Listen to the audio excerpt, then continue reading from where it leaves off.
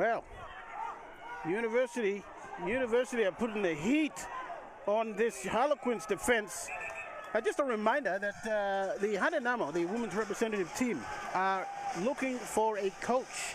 So if you believe that you have the prerequisite skills and qualifications, then please apply to Capital Rugby Union. Now we see Pangatana trying to feed this scrum. He just needs it to settle down a little bit. Comes out on the edge there, but it's still University ball. Dummy on the inside. Bejigi.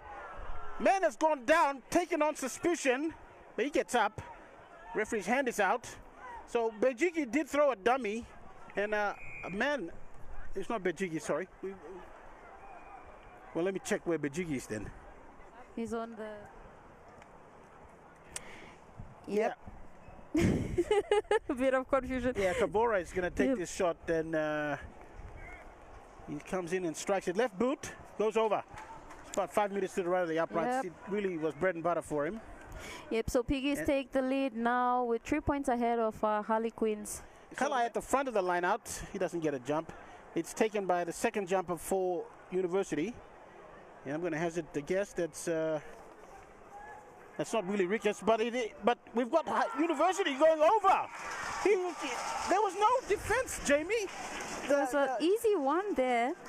The Harlequins had a bit of back tracking to do. Probably didn't train like that, but he finally got over and he slammed it down for a try. Harlequins caught napping. It was a great nail this one. 19 out. About a meter in from the grandstand side.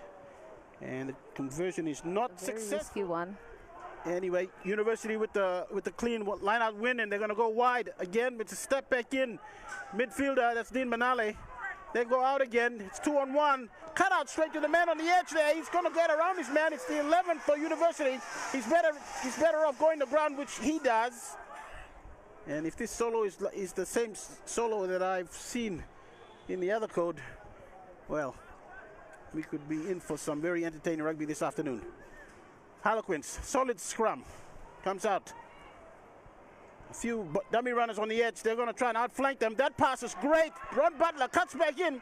He got 3 the other time.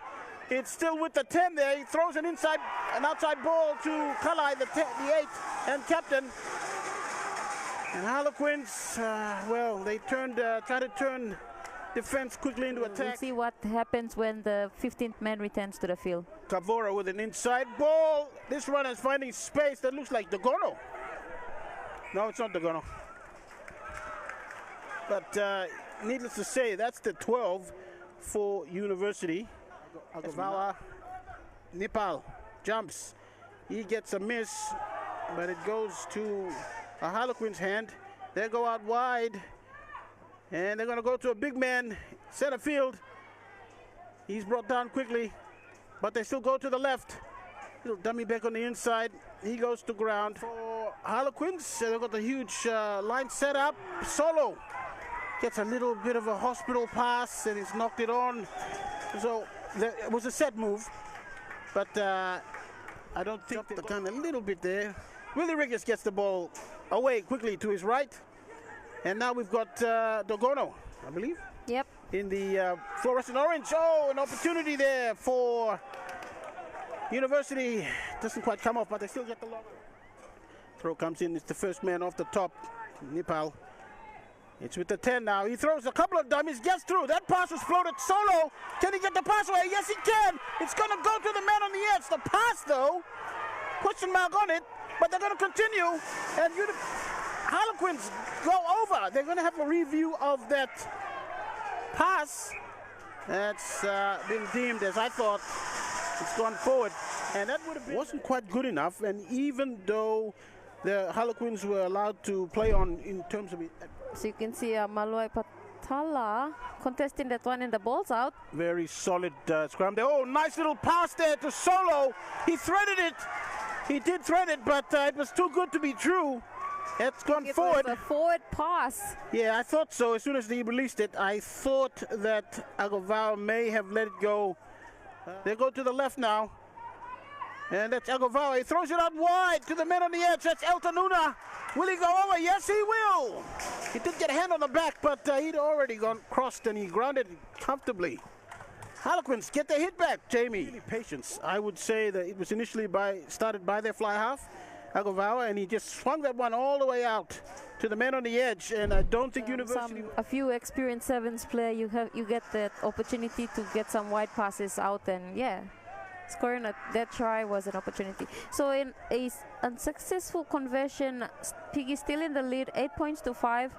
As you see, all comes to the back, to the fly half. They've got rid of it. That's Agavawa. University have fielded that easily enough, and they're going to look to counter. And they're going to run it back into midfield, into center field, and reset. Pangatana goes out wide. Kavora. They got one man or two man overlap here. They should make use of it. Tokono. So, Jamie, let me guess. Forward pass. It was a clear forward pass there. Next about 15. That's a lot of meters.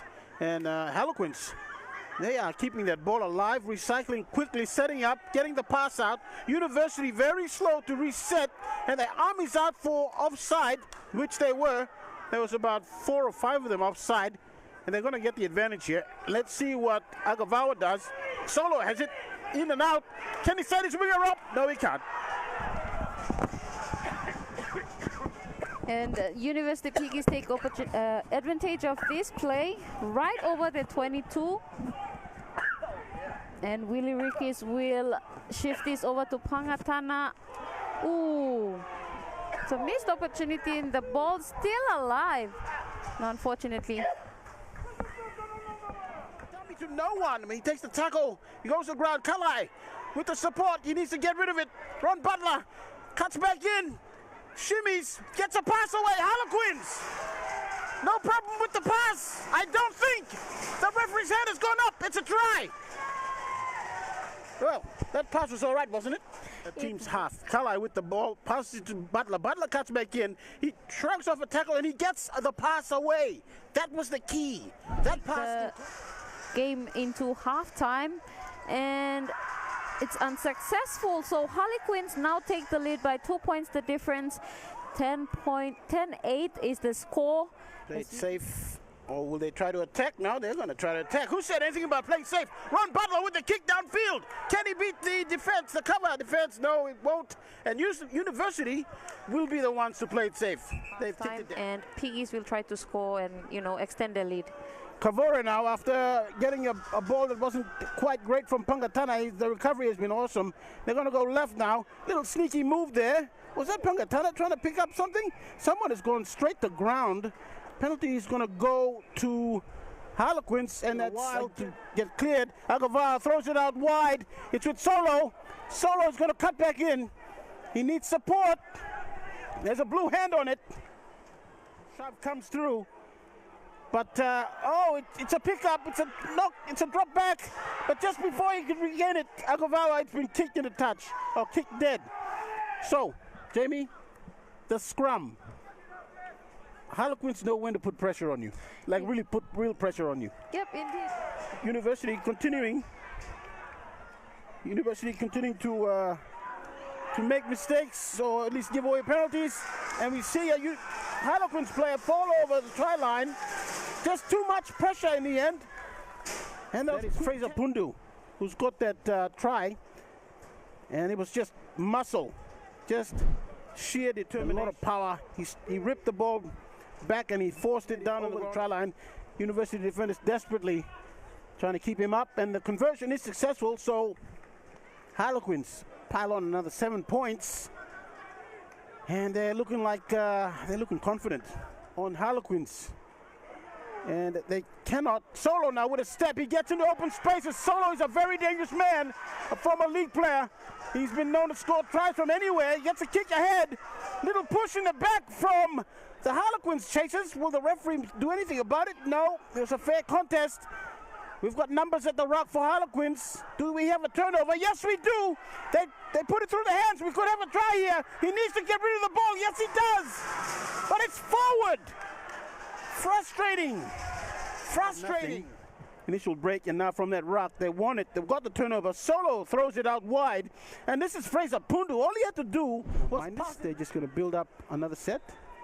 Bavoro runs into a gap. He gets a pass. Does he have the pace? He needs to get this pass away. He goes to ground. Harlequins need to recycle cleanly. Kalai. Knock on first at the breakdown. He's still out there. He needs to conjure up something. Not with the jump, but actually he's not out there. He's back on the sideline. But it doesn't matter because Harlequins putting a lot of pressure on the University defense. Harlequins also need to exercise a bit of patience, and execution needs to be on. All right, Jamie, we had a mistake.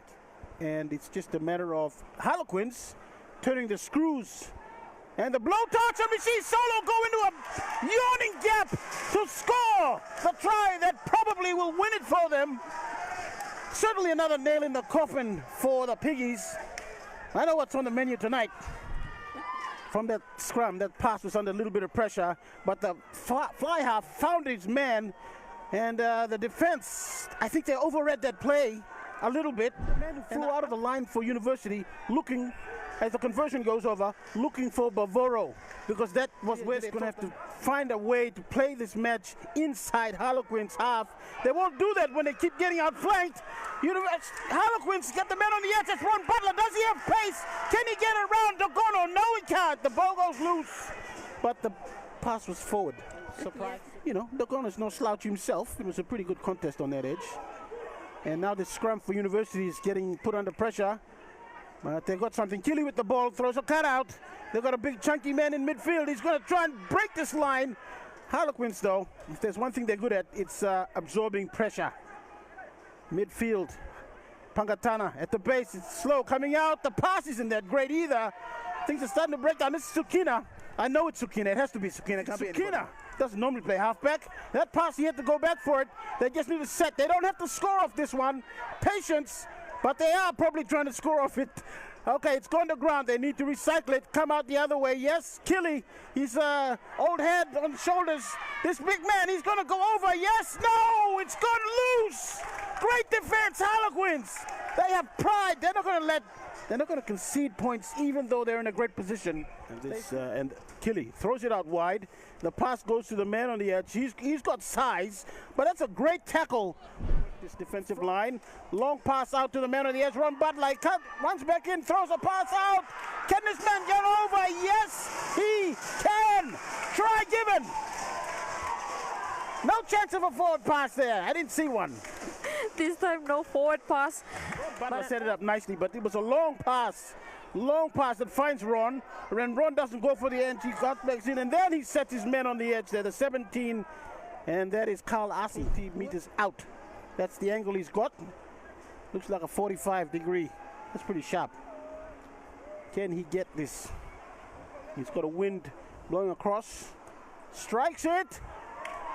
Oh, that is just a wonderful kick. That is a wonderful kick. I thought the curve would come in, but it straightened up, and it went over nicely, comfortably. Harlequins doing it easy. Bavoro runs straight in. He dents the line easily enough. They continue to the left edge. They go to the man on the edge. It's Butler.